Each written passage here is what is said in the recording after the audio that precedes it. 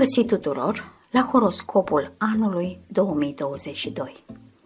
Cel mai important mesaj pentru balanță pentru anul 2022.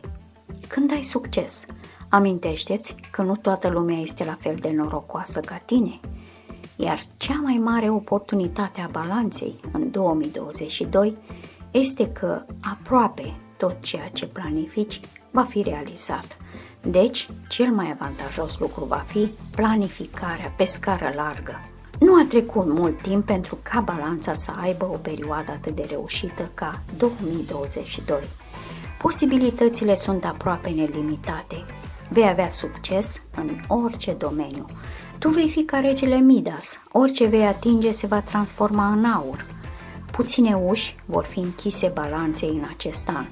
Toată lumea va fi fericită să te invite la întâlniri, nu numai sociale, ci și de afaceri.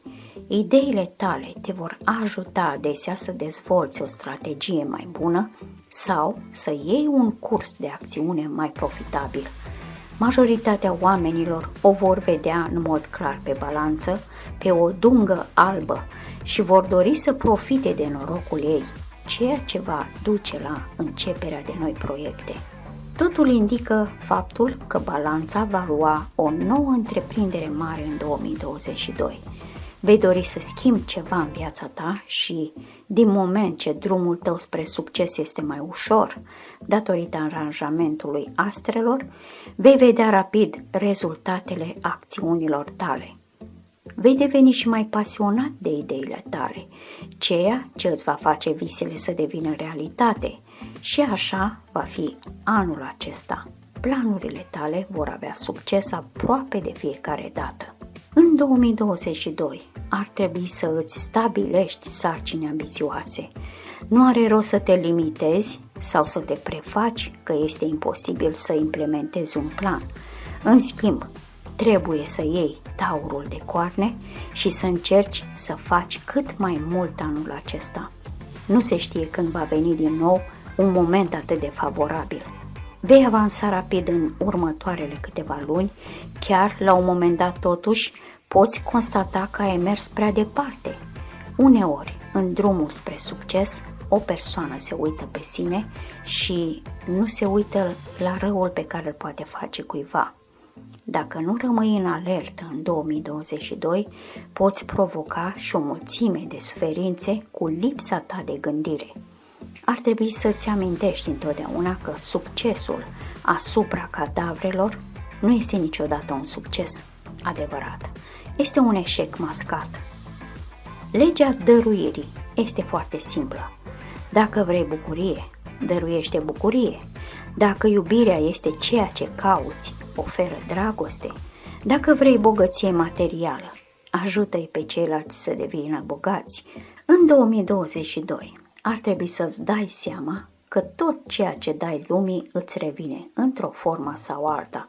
Deci, dacă dorești ceva, tot ce trebuie să faci este să-l creezi și să-l dai, de preferință complet gratuit. În acest fel îți vei asigura prosperitatea și fericirea. Împărtășirea binelui este cu adevărat minunat. Orice ajutor oferit este mai valoros decât aurul și în 2022 o vei vedea de la sine pentru că vei fi foarte dornic să sprijini pe oricine are nevoie. Indiferent de starea ta civilă, în 2022 vei avea succes în dragoste. Cu toate acestea, dacă ai o relație stabilă, ar trebui să-ți limitezi aspirațiile la cea mai apropiată persoană. Chiar nu merită să înșeli. Nu-ți va face niciun bine. Nu numai că îți vei răni persoana iubită, dar vei pierde și cel mai important lucru din viața ta. În ansamblu, totuși, în 2022 cu siguranță nu te vei plânge de viața ta amoroasă. Vei crea cu ușurință condiții favorabile pentru consolidarea unei legături cu o persoană dragă și orice s-ar întâmpla, cu siguranță nu vei rămâne lipsit de disponibilitate și idei. În 2022 balanța singură va avea succes cu sexul opus. Farmecul ei natural și simțul umorului senzațional o vor face să fie motorul multor evenimente. Apropo, balanța va trezi sentimente fierbinți în câțiva oameni, deși nu va fi neapărat interesată să strângă ea însăși fiecare cunoștință. Cu siguranță nu se va plânge de lipsa admiratorilor. Vor fi zile bune și rele în casa familiei Balanței. Cu toate acestea, problemele emergente nu se vor dovedi atât de deranjante încât anul acesta poate fi considerat unul de succes. Cele mai apropiate rude ale tale se vor simți apreciate de interesul tău, cu atât mai mult cu cât va fi mult mai mare decât înainte. În 2022 vei dori să petreci mai mult timp cu familia ta decât înainte. Prin urmare, atmosfera familială generală se va îmbunătăți, toți membrii familiei se vor înțelege, chiar și în cele mai dificile lucruri. Drept urmare, te vei simți grozav și vei avea și mai multă energie pentru a acționa. Impactul pozitiv al atmosferei de acasă va dura până la sfârșitul lunii decembrie și cel mai probabil va continua și în anul 2023. Munca, de asemenea, este o sferă care va avea un succes extrem pentru Balanță în 2022. La locul tău de muncă vei experimenta o dezvoltare intensivă, vor exista noi comenzi, iar tu vei avea obligații suplimentare. Cu toate acestea, acest lucru nu te va îngrijora, deoarece cu mai multă muncă va exista o mărire de salariu sau un transfer într-o altă poziție.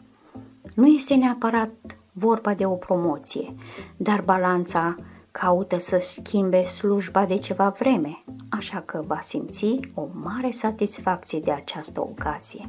Dezvoltarea companiei va depinde în mare măsură de Balanță. Vei contribui la introducerea de noi standarde care vor îmbunătăți funcționarea și îmbunătăți dinamica acesteia. Majoritatea angajaților vor fi ușurați și își vor îmbunătăți starea de spirit și, prin urmare, și productivitatea. Încearcă să colaborezi cu cei mai de încredere oameni, dar, de asemenea, păstrează-i pe cei incompetenți aproape. Datorită acestui fapt, le vei minimiza influențele negative.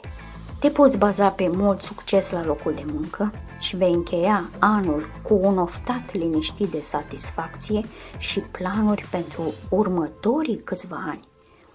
În 2022 vei simți de asemenea o îmbunătățire semnificativă în materie financiară.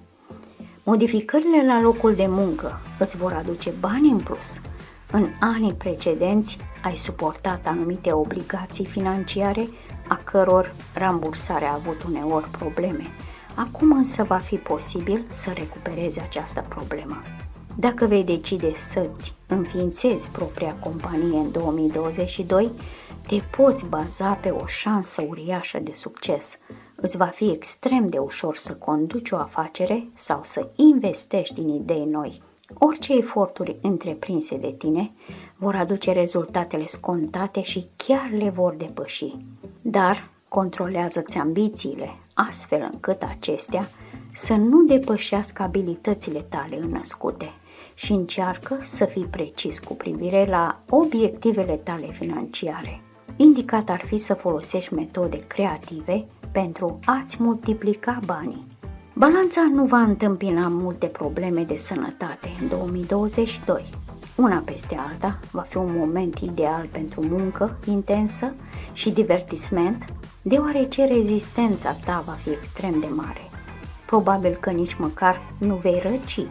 De asemenea, nu ești expusă riscului de rănire sau accidente.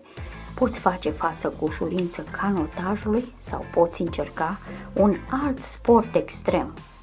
Acest lucru nu înseamnă totuși că poți fi nesăbuită. Tu îți poți face singură cel mai mare rău. Dacă nu folosești bunul simț, ai putea ajunge într-un pat de spital. Participarea la o întreprindere riscantă trebuie întotdeauna combinată cu prudență și iar prudență. În 2022 nu trebuie să uiți, să te gândești și să fii atent. Chiar și atunci când mergi la o plimbare cu bicicleta, nechibzuința te poate costa mult. Sfatul anului 2022. Orice modificare pe care încerci să o faci acum în viața ta ar trebui să fie pe termen lung. Doar așa poți ajunge la adevărata armonie interioară.